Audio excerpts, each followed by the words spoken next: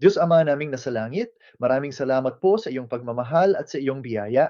Taliwala sa atong kahimtang tungod sa pandemya sa COVID-19, pinaagi sa imong grasya, nakahimo gihapon kita nining panagtigom. Pinaagi sa pagpaambit sa imong pulong, kanimo ang tanang himaya ug pasalamat. Amahan, nining higayuna, naghangyo kami nga ang imong espiritu mag-uban. Buksi kami aron manggita kanimo. Ginoong Amahan, panalangin ni kami, aron makit-an ka sa tibuo kasing-kasing. Pinaagi sa imong grasya, makaplagan ka namo sa imong pulong. Nagampo kami alang sa tanan nagatuo sa imong ngalan. Sa mga nahigugma sa kasaysayan sa pagtubos, ang imong panalangin maana kang sabib. Hinaot, Jehovah Shammah, na ang imong panalangin matuman sa ilang kinabuhi sa pagtuo. Hinumdumi ang tanang naghalad sa ilang kaugalingon, og panalangini sila sa espiritual og pisikal. Kalakip ang libo-libong biyaya. Pinaagi sa mga pultahan nga abli gikan sa langit, amahan namong Dios, ibalik namo kanimo ang mga grasya nga among nadawat, ug imantala namo ang katingalahang ebanghelyo ni Hesukristo nga nagluwas kanamo gikan sa kamatayan alang sa pagbag-o sa tibuok namong pagtuon gikan sa sinugdan hangtod sa katapusan, ubani kami ug ipadayon ang pagpabati kanamo sa imong balaang presensya. At ito ay aming dalangin sa pangalan ni Hesukristo. Amen. Magandang umaga sa inyong lahat. Kaya ngayon, ipagpapatuloy natin ang ating ikatlong sesyon sa ating mga pag-aaral ngayong buwan tungkol sa Babylonia at sa kasaysayan ng pagtubos. At ang paksa ngayon, partikular natong tatalakayon ang Babylonia at ang pagbagsak ng Jerusalem. Kaya, ang Babylonia at ang kasaysayan ng pagtubos. Ito ang ikatulong sesyon ng buang ito at ang paksa ngayon ay tungkol sa Babylonia at ang pagbagsak ng Jerusalem. Kaya, para ibuod ang ating napag-aralan sa ngayon, hindi natin talaga pinag-aralan ng detalyado ang kasaysayan mismo ng Babylonia, kundi tinitingnan natin ang kasaysayan ng pagtubos at kung paano nauugnay ang Babylonia sa kwento ng Diyos na nakasulat sa Biblia. Una natong gitanaw ang Babylonia ug ang talangkanan ug nakita nato kung gyun sa paglain sa Dios ang iyang pinili gikan sa mga mipalayo ug mihagit kaniya. At pagkatapos ay mas partikular nating tiningnan si Abraham kung paano siya tinawag palabas ng Ur ng mga Kaldeo na siyang Babylonia at si Abraham ang naging pundasyon, ang bansang Israel. At sa pamamagitan ng bansang ito, itinalaga at piliin ng Diyos ang isang bayan para sa kanyang sarili na hiwalay sa sanlibutan. At sa espiritual na pagsasalita, kapag pinag-usapan natin ang Babylonia, pinag-usapan natin ang mundo ng kasalanan. At ang natatanging katangian ni Abraham ay ang kanyang pagtawag at paghiwalay mula sa mundong ito ng kasalanan, upang sa pamamagitan ng kaniyang mga inapo ay malikha ang isang bansa, at ito, siyempre, ang bansang mga pari na maglilingkod sa kaharian ng Diyos.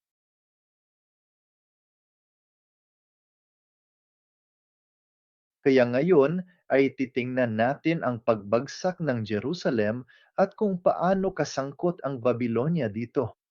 Kaya ang ating pambungad na kasulatan, tingnan naton ang 2 Kronika, 7, mga talat 19-22. Tandaan, ang pagtukoy sa uno Hari Siyam, mga talata 6 hanggang sayam. Pareho ang giingon nining mga referensya ha. Basahon nato ang usahari, unya, busa sugdan nato sa 2 Kronika 7, versikulo 19 hangtod 22. Naa na sa screen, basahon nato og dongan.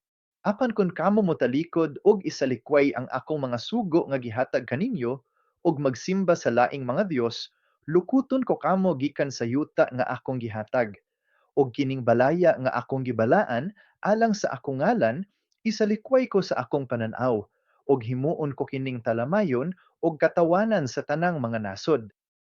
Mahitungod ni ining balaya, ang tanang moagi matingala og moingon, nganong gihimo kini sa Ginoo ni ining yutaa og ni ining balaya? Og moingon sila kay gibiyaan nila ang Ginoo, ang Dios sa ilang mga ginikanan nga nagpagawas kanila sa Ehipto og misimba sa laing mga Dios og nag-alagad kanila, busa gipadanga niya kining katalagmana kanila. At ito ang salita ng Dios. Amen. Kaya ano ang konteksto ng ating pambungad na kasulatan ngayon? Sa salaysay na ito mula sa dalawang kronika, naatay na ni Solomon ang templo. Ginawa nilang serbisyo ng pagtatalaga at ang presensya ng Diyos ay naipakilala sa bahay na ito at pinagpapala ang Diyos ang mga tao. Ngunit bilang bahagi ng pagpapalang iyon, binigyan niya sila ng babala. Ingon siya, tumana ang akong manasugo, likayi ang mga Diyos-Diyos, hinumdumi ang akong balaod ug ang akong kasabutan. Kung hindi, ano ang mangyari? Bubunutin kita mula sa lupaing ito, mawawala ang iyong bansa, at maging ang tahanang ito ay wawasakin ko. Busa, ang unang kasulatan, maoy pasidaan sa Dios sa iyang katawhan na hinumduman ang ilang pulong. Kaya makikita naton na sa simula pa lang ng pagtatayo ng templo, halos isa na itong propesiya. Busa, maguba ang templo kay mapakyas ang mga tao sa pagtuman sa balaod ug utos sa Dios. At ang bunga nito ay ang mga tao ay mapupunta sa pagkatapon. Ang templo ay babagsak at ang lungsod ay sasakupin. Kaya iyan ang ating mapapala sa ating pambungad na banal na kasulatan. At ang kailangan nating gawin ay isaalang-alang ang Jerusalem sa kasaysayan ng pagtubos. Kaya ang Jerusalem, sa Hebreo, ito ay Yerushalayim at ang ibig sabihin nito ay lungsod o ang pundasyon ng kapayapaan. Siyempre, ang salita para sa kapayapaan sa Hebreo ay shalom at may ilang mga pagkakaiba-iba. At miging ang pangalan ni Solomon sa Hebreo ay binibigkas na Shlomo. Maari mong tingnan ang mga pangkalahatang tunog at sabihin, alam mo na, itong SH, dagdag pa ang le, dagdag pa ang salitang ugat na Hebreo na ito ay may kahulugan ng kapayapaan. At ang kahalagahan ng Jerusalem ay ito ang lugar na piliin ng Diyos upang itayo ang kanyang templo, upang itatag ang kanyang bahay. Kaya kung titingnan natin ang dalawang Kronika 3, talata 1, sinimula ni Solomon na itayo ang bahay ng Panginoon sa Jerusalem sa bundok Moria, kung saan nagpakita ang Panginoon sa kanyang amang si David sa dakong inihanda ni David sa gikaan ni Ornan na Jebuseo. Ngayon, si Ornan, ang Jebuseo, maari nating tingnan ang kasaysayang ito sa unang kronika, kabanata 21. Nagpatawag si David na Sensom. Alam mo, naging proud na siya. Nagtiwala siya sa sarili niyang kapangyarihan, sa sarili niyang pag-unlad. Wala niya mahinumdumi ang Diyos ni Ini na nakapasuko sa kaniya. Busag isilutan niya ang Israel. At si David, bilang pagsisisi, ay pumunta sa giikan ni Ornan at nagtayo ng isang altar sa bundok Moria. At dahil natanggap ni David ang kapatawaran ng Diyos sa lugar na iyon, ang lugar na iyon ang itinalaga upang maging lugar kung saan itatatag ang bahay ng Diyos. Kaya ang kasaysayang ito, maari muna nating tingnan ang Chronicle chapter 21 na ako'y kopya nga imong ma-refer. Makita nato nga sa Jerusalem, sa bukid sa Moria, naa ang templo. Apan kun mobalik ta og gamay, kinahanglan naton makita kun giunsa pagpili sa Dios kining dapitana og mobalik ta kang Abraham. Gen 12:1, giingon sa Ginoo si Abraham, biyay imong yuta, kabanay ug balay sa amahan adto sa yutang ipakita ko. Nakita nato nga gitawag si Abraham paingon sa kanan, ang yutang saad. Sa Genesis 2:2 sa Pinose, sa paghalad niya kang Isaac, giingnan siya. Dad-a ang imong bugtong anak nga si Isaac nga imong gihigugma ug adto sa yuta sa Moriah. Dito ihalad siya ingon nga halad nga sinunog sa aton sa mga bukid nga isulti nako kanimo. Sukat pagayod sa panahon ni Abraham, ang Moria nakadapit sa pagsimba ug paghalad. Kay dinhi man nato masabtan kun ngano kini. Ang templo isip balay sa Dios ug dapit sa pagsimba sa tibuok Israel ang mahimong pundasyon niini. Sa Hebreo 11, bersikulo 8 hangtod 10, giingon nga si Abraham mituman sa pagtawag kaniya paingon sa dapit nga iyang panulundon. Wala siya masayod asa siya moadto. Pinaagi sa pagtuo, mipuyo siya isip langyaw sa yutang gisaad. Nagpuyo sa mga tolda uban kang Isaac ug Jacob. Isig ka manunuod sa saad. Mibarog sila. Wala sila permanenteng dapit. Ngano? Hinahanap nila ang lungsod, na may mga pundasyon. Naon mi ang arkitekto at tagapagtayo ay ang Diyos. Sa pagbasa nimo sa Hebreyo Kapitulo 11, ang kapitulo sa pagtuo, giingon nga kining mga sara wala gayud natuman kanila, kay nagpaabot kita og hingpit nga katumanan, busa wala nila nadawat ang mga panalangin. Inabangan nila ito.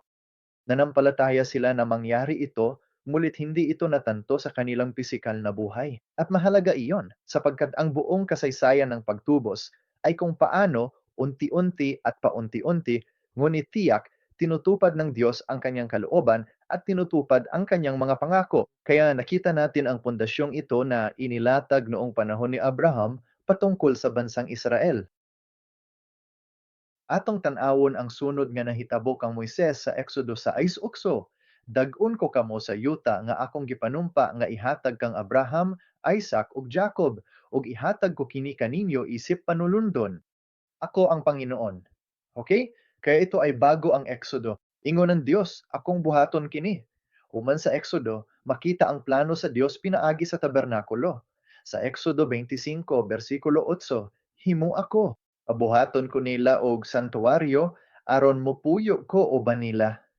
Sige, mas detalyado na kini bahin sa kabubuton ug gusto sa Dios. Siya'y mananahan sa piling nila. At paano niya gustong ipahayag ito? Hayaan silang magtayo ng isang santuaryo. Kaya ito ang utos ng Diyos sa pagtatayo ng tabernakulo. Ngunit sa paglipas ng panahon, ang tabernakulo ay nakaugnay dito. Ang batas ng Diyos, ang paraan ng pagsamba, ang mga pamamaraan ng pagsamba, ang wastong mga pamamaraan para sa pagsamba ay pawang sa pamamagitan ng tabernakulo. Ibinuhos ito sa batas.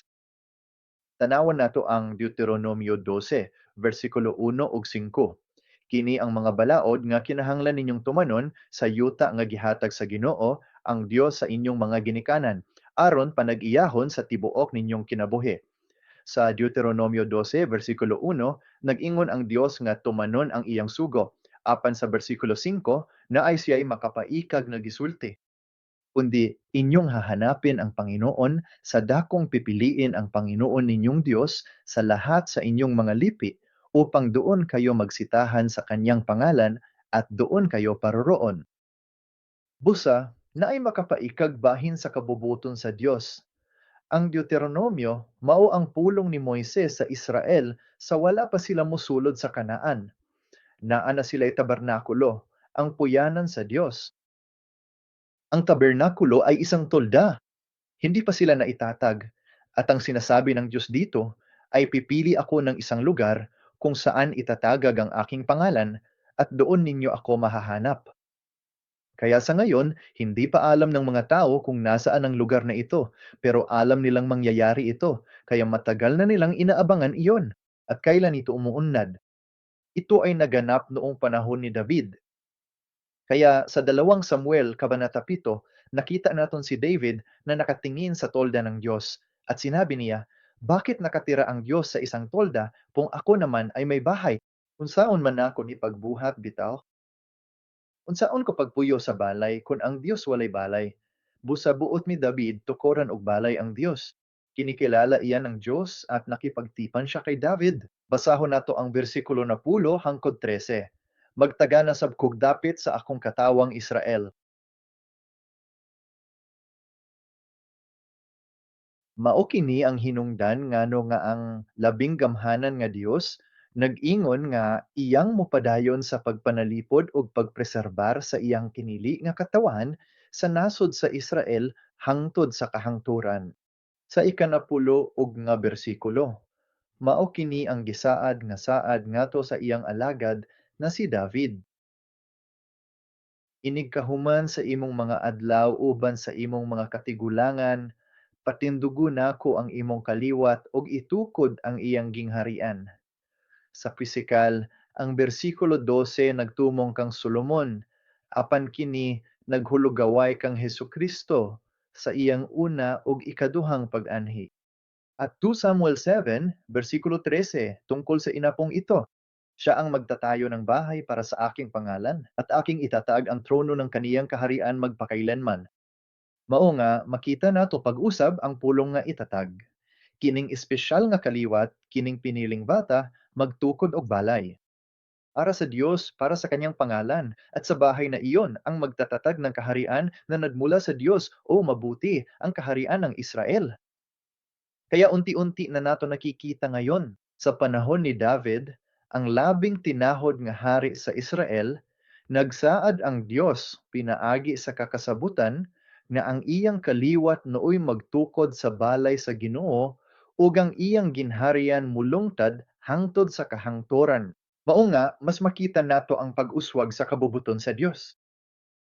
Karon, kung giun sa pagpili ang Jerusalem, atong tan-awon ang bilis sa pulong sa Dios ug ang pagdawat niini ni David og saging harian. Usa Kronika kap. Duha-duha ber, usa-usa. Karon anak ko si David nagsulti kang Solomon. Maana kanimo ang Ginoo aron magmalampuson ka ug makatukod sa balay sa Ginoo nga imong Dios sumala sa iyang giingon. Usa Kronika 2:3-5.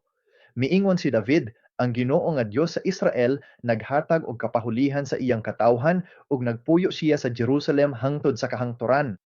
Kaya sa panahong pinaplano naming itayo ang templo, malinaw na ipinakita na pinili ng Diyos ang Jerusalem. Kaya balikan ang Deuteronomio 12:5 na pipili ang Diyos ng lugar kung saan itatag ang kanyang pangalan at doon siya daragan. Busa, kining pulunga sa Deuteronomio usa duha, 5, natuman sa pag-ingon ni David sa usa Kronika 2:3-5 nga nagpuyo ang Dios sa Jerusalem. Didto niya gihimo ang pagpili. Sa usa Kronika 2:8-4, gipili ko sa Ginoo gikan sa banay ni Juda ug David aron mahimong hari sa Israel sa walay katapusan. Pinili niya ang Juda bilang pinuno, ug sa banay ni Juda, sa panimalay sa akong amahan, ug sa iyang mga anak, gipili ko niya nga hari sa tibuok Israel. Kaya kapag pumili ang Diyos ng isang bagay, hindi lang talaga ito basta isang lugar. Ang Diyos ang pumipili ng lugar. Ang Diyos ang pumipili ng isang tao. Bakit? Dahil ang taong iyon ang kukuha ng soberanya ng Diyos upang mamuno sa lugar. Kaya ang soberanya, mga tao at lupain. Ang lahat ng ito ay nagtutulungan at nakikita naton ang katuparan nito. Giun sa pagpili sa Dios og lugar, lider ug iyang panimalayng pagatukuron. Sa duha Kronika 1:2, gitukuran ko ikaw og balay ug dapit mong puyan hangtod sa kahangturan. Mao kini ang pag-ila ni Solomon human matukod ang tabernakulo. Mauusab kini ang giingon sa usa Hari 8:1-3. Makita nato sa kasaysayan giun sa pagpilian ang Jerusalem isip dapit sa tabernakulo ug templo. Makita nato giun sa niini pagtukod ang harianong pagmando sa liyon ni David. Apan, subo nga pamalandong sa pisikal nga bahin, kini nga gingharian dili molungtad sa kahangturan. At bakit nga ba? Bakit bumagsak ang Jerusalem? Kaya ating balikan muli ang kasaysayan ng Israel. Genesis 18:19, at ito ay tungkol kay Abraham. Gipili sa Dios si Abraham aron bantayan ang dalan sa Ginoo sa pagbuhat sa katarong o paghukom aron matuman sa Ginoo kang Abraham ang iyang gisulti kaniya. Mao nga suguan ni Abraham ang iyang mga anak ug mga kaliwat sa pagbuhat niini aron bantayan ang dalan sa Ginoo sa pagbuhat sa katarong ug hukom. Kini nagpasabot sa pagtuman sa pulong ug mga sugo sa Dios. Sa panahon ni Moises, makita sa Levitico 2:6-3 ug bersikulo 6. Bantayi ang akong mga igpapahulay ug tahura ang akong balaang dapit. Ako ang Panginoon. Kung lalakad kayo ayon sa aking mga tuntunin at tutuparin ang aking mga utos upang isakatuparan ng mga ito, ano ang gagawin ng Diyos? Magkakalob din ako ng kapayapaan sa lupain. Kaya kapayapaan, shalom, ito ay nagmula sa salitang shalem na nangangahulugang maging kompleto, maging ganap. Kaya tapos na ang lahat, ayaw na og kabalaka. Hatagan ko og kalinaw ang yuta, aron makapahulay kamo nga walay mahadlok. Wagtangon ko ang mga mabangis nga mananap, ug walay gubat nga moagi sa inyong yuta, aron makaabot kini unsa may angayan natong buhaton. Sundon nato ang mga balaod sa Dios, ang mga sugo, ang pagtahod, ang santuaryo, ug ang mga igpapahulay. Nakita nato kini nga gipasabot og mahayo, ug karon usab sa panahon ni David. Giingon sa hari ang kapiduha-duha, bersi usa duha hangtod usa tres. Ang Ginoo lamang si David ngadto kang Solomon. Hatagan kaniya og kaalam og pagsabot og dumalahon kaniya sa Israel aron matuman nimo ang sugo sa Ginoo nga imong Dios. Nakita na usab namo ang maong panagway. Kung buhaton nimo kana, unsay mahitabo? Unsay buhaton sa Dios? Kung tumanon nimo ang mga tulumanon ug sugo sa Ginoo, makabaton ka og kahupayan. Si Moises tungkol sa Israel. Maging matatag at matapang. Ayaw kahadlok o maluya. Busa makita nato nga ang katawan sa Israel ay sundon ang mga balaod sa Dios ug ang iyang mga sugo, apan unsay mahitabo kun dili nila kinibuhaton. Levitico 2:6, usa 4 sa 5. Apan kung dili kamo mamati kanako ug dili tumanon kining tanang sugo, kung isalikway ninyo ang akong mga balaod ug dumtan ang akong mga lagda, aron dili tumanon ang akong mga sugo ug lapason ang akong kasabutan. Versikulo 1:6. Ako naman ang gagawa nito sa iyo, at ito ay umaabot hanggang sa talata 37. Ilan lang sa mga bagay ang naibuod ko: takot, konsumo, lagnat, maluya ang imong mga mata o kalag. Magpugas mo gliso sa inyong tanom, apan walay maani. Kontraon ka sa Dios ug mapukan ka. Madadaig ka nga mga halimaw at espada. Maging ang kanibalismo ay magaganap sa inyong mga pamilya. Ang Israel ay mahuhulog sa kapahamakan at kawalan, kaya sa batas ng Diyos, sinasabi niya, kung hindi ninyo susundin ang aking mga utos, ganito at ganito ang mangyayari sa inyo. Ipinaliwanag ito ng Diyos. Alamin ng mga tao. Muli, Deuteronomio, Kabanata 28, at tingnan kung gaano ito kalaki. Kaya tandaan mo nito. Deuteronomio 2:8, usa 5:6-8. Apan kung dili ka mamati sa Ginoo nga imong Dios, ug tumanon ang iyang mga sugo, ug balaod nga gihatag nako karon, kining tanan nga tunglo moabot og motakboy kanimo. Tungod sa mga tunglo, mapilde kamo sa mga kaaway, gubat, peste, ug gutom. Atakihon ng Israel sa ubang nasod ug kining nasora pagalikupan. Magkatibulaag ang mga tawo tungod sa mga peste.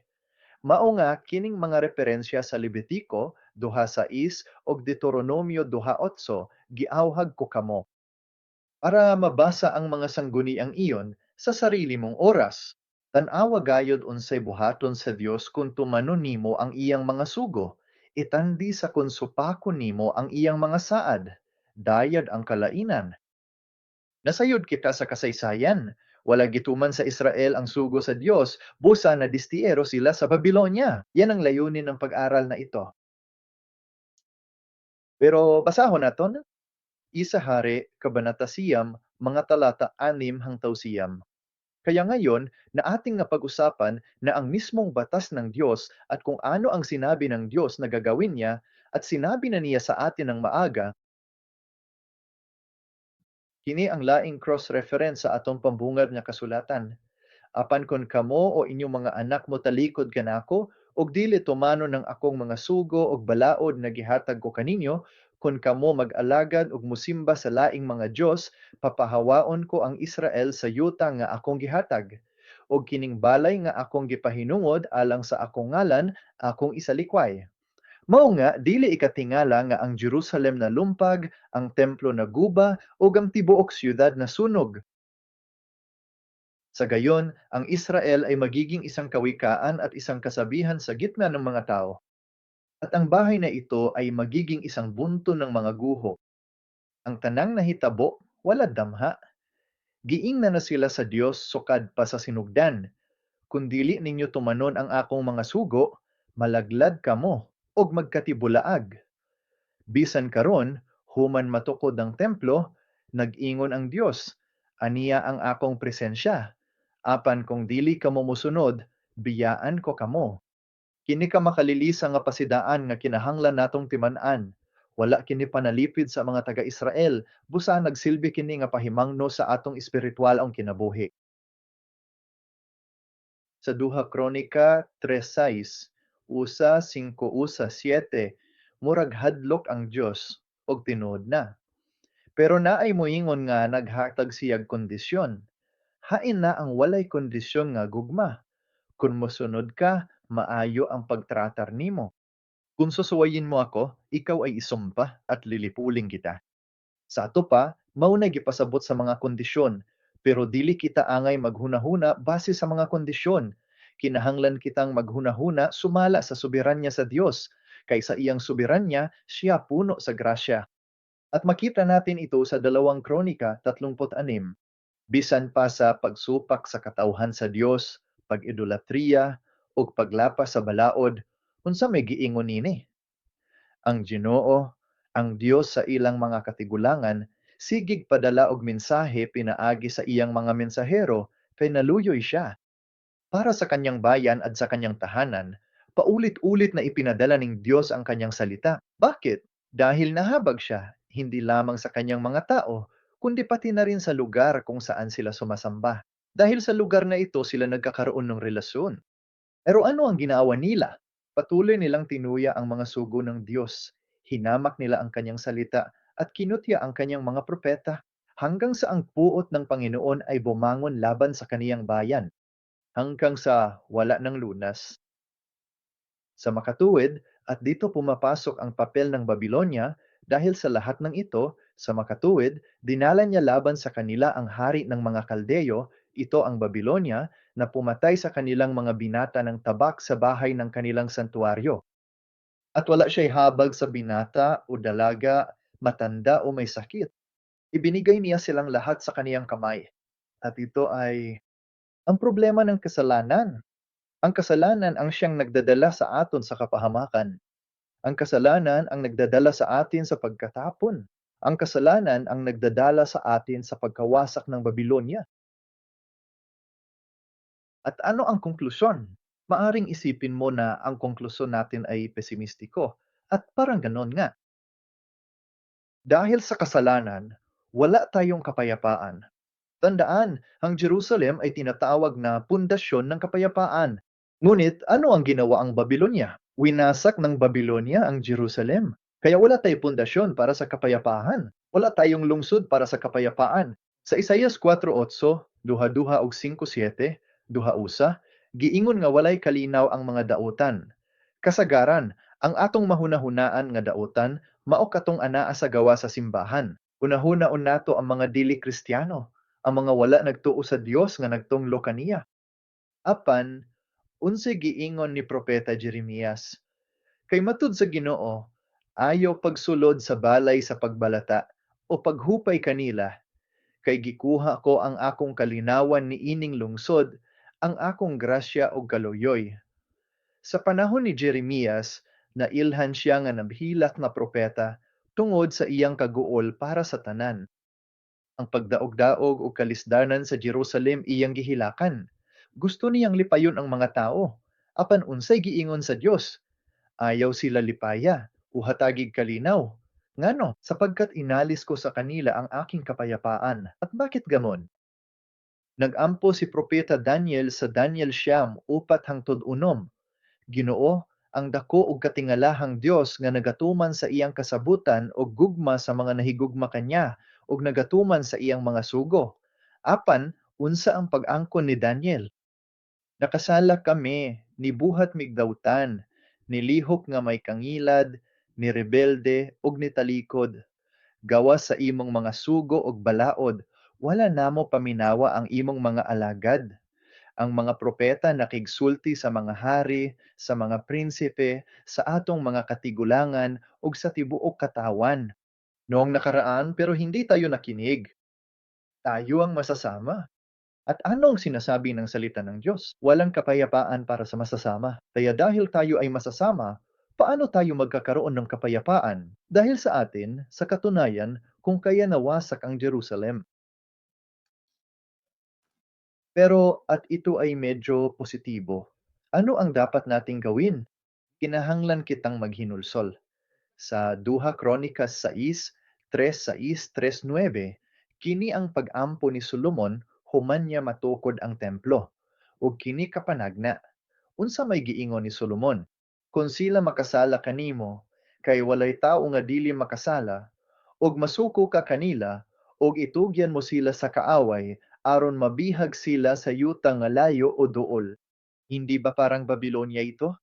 Kung sila'y mag-isip, ito ay mangyayari kung sila'y mag-isip sa lupain kung saan sila dinalang bihag at magsisi at magsumamo sa iyo sa lupain ng kanilang pagkabihag na magsabi, kami ay nagkasala. Kami ay nakagawa ng kasamaan at kumilos ng may kasamaan. At binigyan diin ko ang susunod na bahagi. Mahalaga ito. Basahon nato ang naka-highlight na bahin. Handa na? So good. Kung sila mobalik kanimo sa tibuok kasing-kasing ug kalag, dito sa yuta sa ilang pagkabihag, diin sila gidala. Ug pag-ampo sa ilang yuta nga gihatag nimo sa ilang mga katigulangan, ug sa siyudad nga imong gipili. Busa nag-ampo ka paingon sa Jerusalem, sa Israel, sa gingharian sa Dios, sa balay nga gitukod sa ngalan sa Dios. Unsay giingon ni Solomon? Pamatiya gikan sa langit ang imong puluyanan, pamatiya ang mga pag-ampo ug mga pangaliya. Anatilihin ang kanilang layunin, patawarin mo ang iyong bayan na nagkasala laban sa iyo. Kaya ano ang susiripo? Ito ang naka-highlight na bahagi. Kung sila'y manunumbalik sa iyo ng buong puso at buong kaluluwa nila. Kaya ng buong puso, buong kaluluwa natin sa lupain ng pagkabihag. Deuteronomio 4:27-29. Nakita nato sa balaod, matud sa Dios, kung supakon nimo ang akong balaod, tungluhon ka. Sa laktod nga pagkasulti, miingon ang Dios, kung mahigugma ka sa mga idolo ug musupak kanako, moabot gayud ang Babylonia. Apan unsa may gingon sa balaod, ikatag kamo sa Ginoo sa mga nasod ug diyutay ang mahibilin kaninyo sa dapit nga dadon kamo sa Ginoo. Ngunit, at ito ang Deuteronomio, Kabanata 4, versikulo 20, mula roon ay iyong hanapon ang Panginoon mong Diyos at masusumpungan mo siya. Paano mo siya mahanap? Kung hahanapin mo siya ng buong puso at buong kaluluwa mo. Ito ang mga salita ni Moises sa mga tao bago sila pumasok sa lupain ng Kanaan. Ano ang ipinangako ni Solomon pagkatapos niyang itayo ang templo? Kung sila'y mabihag, ngumit kung sila'y magbalik loob sa iyo ng buong puso at buong kaluluwa. Anong hinihiling ni Solomon sa Diyos? Pamatya ang ilang pag-ampo ud pasaylua sila. Unsay giingon sa balaod? Sa yutang nabihag, makit-an nimo ang Dios kung pangitaon nimo siya sa tibuok mong kasing-kasing og galag. Paano ka babalik sa Diyos? Balik kaniya pinaagi sa pulong, Oseas 14:2. Pagdala og mga pulong ug balik sa Ginoo. Ingna siya, kuha ang tanan namong mga sala. Unsa man karon ang mga gipadayag sa mga propeta. Nakasala kami kanimo, giunsa man kami pagpasaylo. Ang pulong nga gihatag sa Dios kanato. Dalhin biyan, bumalik ka sa kanya at umamin. Alisin mo ang aming kasamaan o tanggapin mo kami. Paano? Nang may kagandahang loob. Hindi dahil sa anumang ginawa naton. Hindi dahil sa napakahusay ng atong pagsisisi, kundi dahil sa biyaya ng Diyos upang may handog naton ang bunga, ang mga handog ng aton mga labi. Kaya tingnan mo, alam na darating ang Babylonia at dalhin sila sa isang malayong lupain. Naipropesiyahan na sa simula pa lamang ng kautusan na sila ay dadalhon sa pagkatapon. Pero dito rin, binibigyan tayo nitong paraan para makabalik, upang hanapon ang Diyos ng buong puso at buong kaluluwa, upang amino na tayo ang nakagawa ng kasamaan. Ug mobalik kami kanimo karon, pinaagi sa pagpamino sa imong pulong, pagdawat niini sa among kasing-kasing, ug pagsabot nga kinahanglan kaming mobalik kanimo. Pinaagi sa dili pagtan-aw sa kaugalingon sa idolatriya, kundila sa imong templo, lungsod ug gingharian. Sa gitna ng ano nga ba ang salitang iyon? Pagkatapon, no? Pasensya na.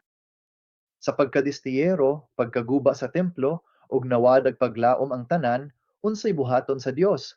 Gipaligon pag-usab sa Dios ang iyang pakiksad sa kalinawan.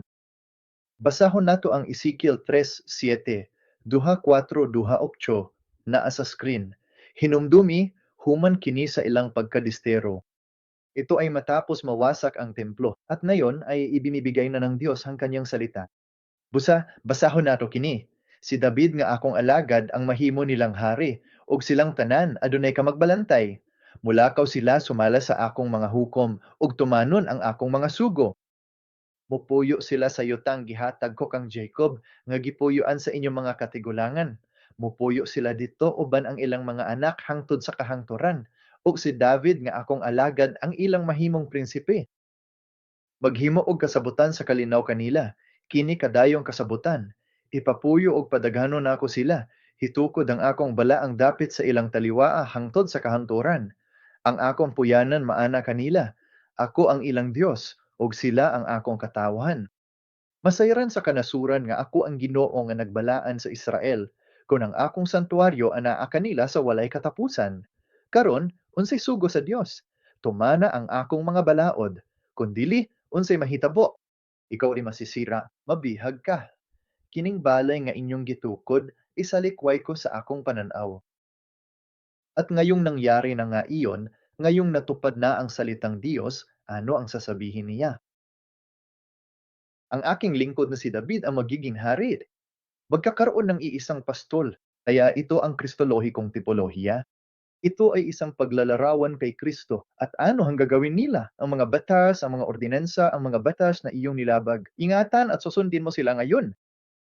Babalik ka sa lupaing ipinangako ko. Si David ang magiging hari ninyo, at ang aking tipan ng kapayapaan ay sa kanila.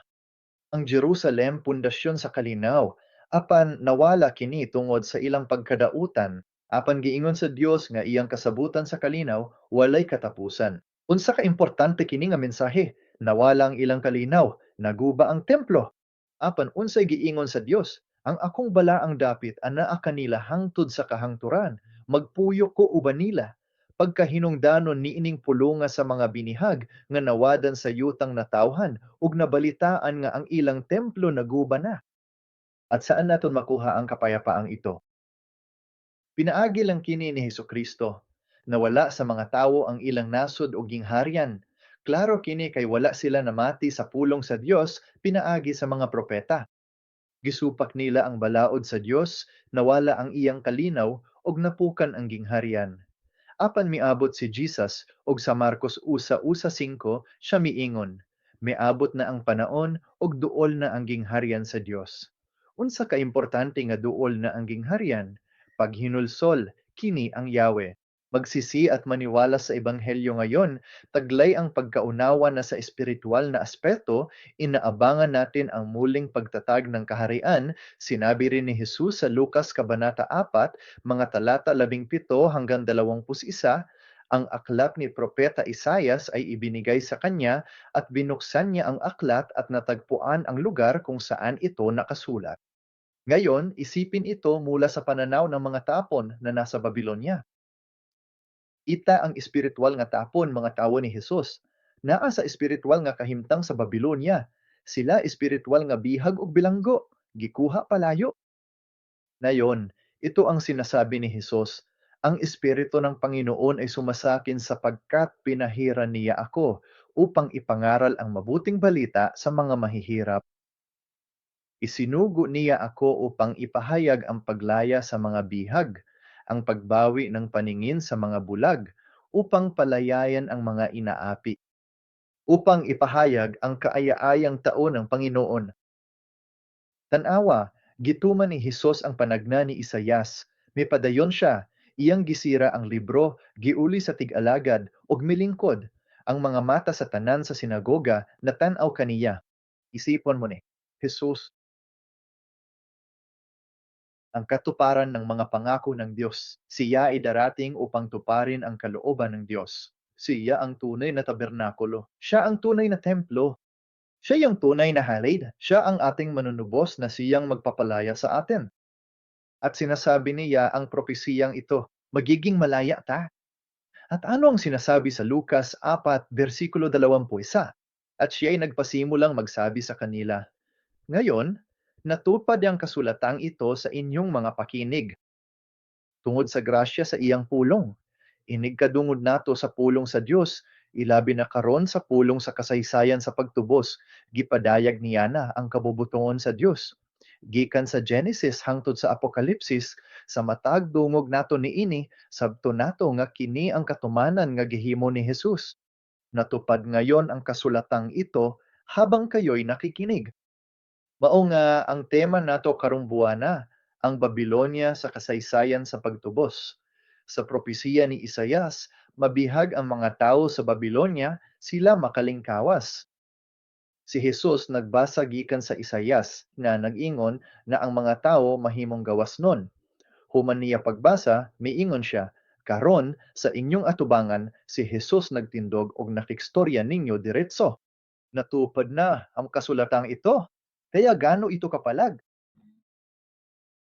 Busa si Jesus ang atong kalinaw. Ang Jerusalem, ang tukuran sa kalinaw nga naguba, natukod pag-usab. Si Jesus ang atong kalinaw. Namatay siya apan nabanhaw og pinaagi niini reconciled na kita sa Dios sa walay katapusan. Karon, tiyabaw nato ang Efeso 2, bersikulo na puog 3 hangtod na puog 8. Basahin nato nito ng sabay-sabay. Handa na, simula na. Ngunit ngayon, kay Kristo Jesus, kayo na dating malayo ay inilapit sa pamamagitan ng dugo ni Kristo, sapagkat siya mismo ang ating kapayapaan, na siyang nag-isa sa dalawang grupo at nagwasak sa pader na naghihiwalay sa atin.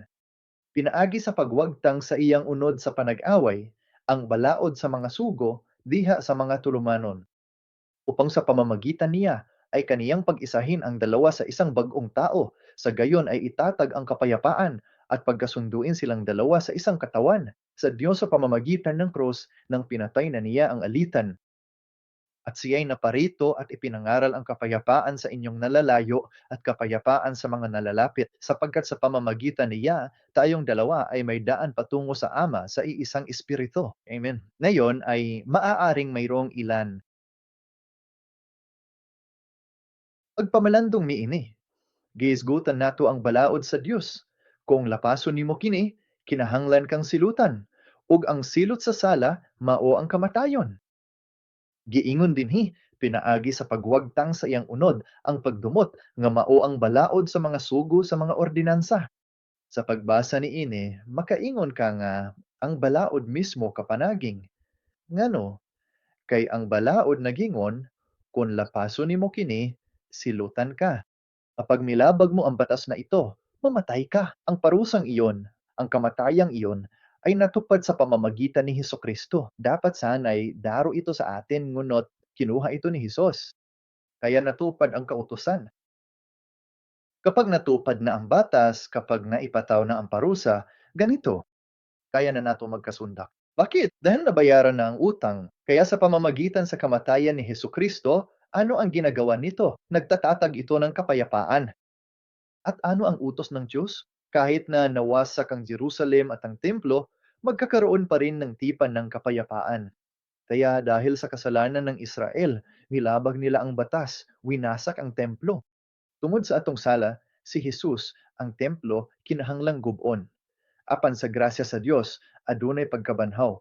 Ug pinaagi ni Ana, duna kitay kalinaw, kay ang atong relasyon sa Dios napahiyuli na. At iyan ang gawain ng ating Kristo, ni Jesus Kristo. Kaya diyan nagtatapos ang atong mensahe para sa araw na ito. Maraming salamat sa inyong lahat sa pakikilaho.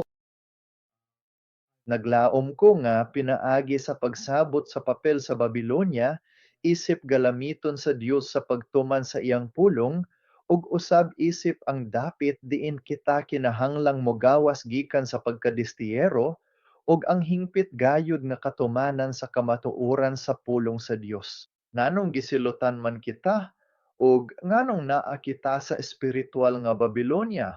Bakit tayo nakulong? Nganong aniya kita sa pagkadistiyero? Tungod kini sa atong mga sala, kay angayan man kita niini. Gisulti kini sa Dios sa iyang balaod.